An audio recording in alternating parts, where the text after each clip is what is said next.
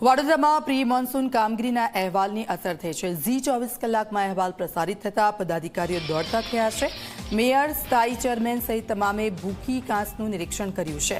ભૂખી કાંસમાં યોગ્ય સફાઈ ન થઈ હોવાનું સામે આવ્યું છે। કામગીરીને લઈને મેયર ગીતા મકવાણાએ અસંતોષ વ્યક્ત કર્યો છે। મેન્યુઅલને બદલે મશીનરીથી કામગીરી કરવા અધિકારીઓને સૂચના અપાઈ છે।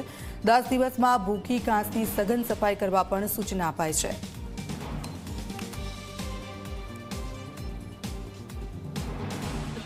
વરસાદના લીધે જે વિસ્તારમાં સમસ્યા થાય છે પાણીને લઈને, તો એ સમસ્યા ના થાય અને અમે એની તકેદારી રાખવા માટે જ અત્યારે નિજામપુરા સમસાની બાજુમાં જે કાસ છે, ભૂખી કાસ, એનું બધા સફાઈ થઈ રહી છે। તો જેટલી ઝડપી બને અને સફાઈ થાય એના તકેદારી માટે અમે વોર્ડની તમામ ટીમ અને 5 અધિકારીઓ અને કાઉન્સિલર બધા સાથે છીએ। ભૂખી કાસ છે વોર્ડ 1 છાણીમાંથી પસાર થઈને વોર્ડ 2માં અમારી જે સ્ટાઇફંડ પાસે આવે છે ત્યાંથી અમે જોયું કે અમુક કામગીરી અધિકારીશ્રીને સૂચન આપવા જેવું છે। બાજુમાં ડેબ્રિજ ઘણું છે, ઘણી બધી વાર ઝાડી ઝાકડા વારાફરતી ઉગ્યા જ કરતા હોય છે।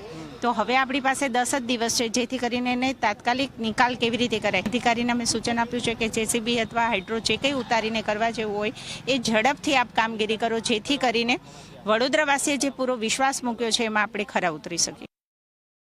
1 મેથી માંડી અને 10મી જૂન સુધીમાં આપણે પ્રી મોન્સૂનની કામગીરી કરતા હોઈએ છીએ। અહીં આપ જોઈ શકો છો કે જ્યાં મશીન ઉતારી શકાય તેવું નથી, એવી શહેરની થોડી જગ્યાઓ છે ત્યાં આગળ આપણે મેન્યુઅલથી કરવી પડે છે, એટલે એ રીતે કામગીરી ચાલે છે અને આગામી મોન્સૂન પહેલાં આ કામગીરી પણ પૂર્ણ થઈ જશે।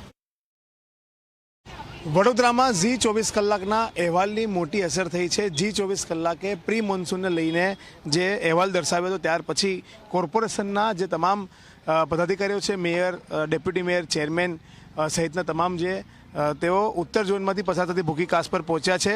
અહીંયા જ ઝી 24 કલાકે બતાવ્યું હતું કે પ્રી મોન્સૂન કામગીરી જે સત્તાધીશોએ કીધું હતું કે પૂર્ણ થઈ છે, અધિકારીઓ જે રિપોર્ટ આપ્યો હતો કે પૂર્ણ થઈ છે, તેના પોકળ દાવાની પોલ ખોલી હતી ને ત્યાર પછી જોઈ શકો છો કે હવે જે તમામ અધિકારીઓની સાથે પદાધિકારીઓ અહીંયા પહોંચ્યા છે ને જે રીતના આ ભૂખી કાસની અંદર તમે પરિસ્થિતિ જોઈ રહ્યા છો કે કેટલો કચરો, કેટલું ઝાડી ઝાકરા અહીંયા ઉગી નીકળ્યા છે।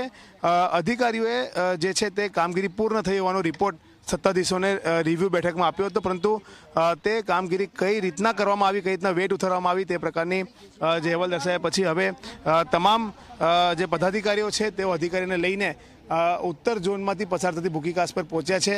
જ્યાં કચરો છે, જ્યાં ડેબ્રિજ છે, જ્યાં ઝાડી ઝાકરા છે તેને દૂર કરવા માટેની તાત્કાલિક કાર્યવાહી શરૂ કરવામાં આવી છે।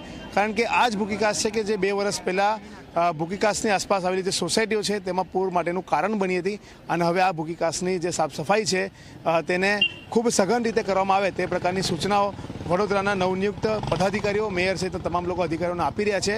ચોક્કસથી કહી શકાય કે જે ખરેખર કામગીરી થવી જોઈતી હતી તે કામગીરી નહીં થઈ, તેના કારણે ઝી 24 કલાકે તંત્રનું ધ્યાન દોર્યું અને તંત્રનું ધ્યાન દોર્યા પછી હવે તમામ તંત્ર છે, અધિકારીઓ છે, તેઓ અહીંયા ભૂખી કાસ પર જે સાફ સફાઈની સઘન કામગીરી છે તે કરાવી રહ્યા છે।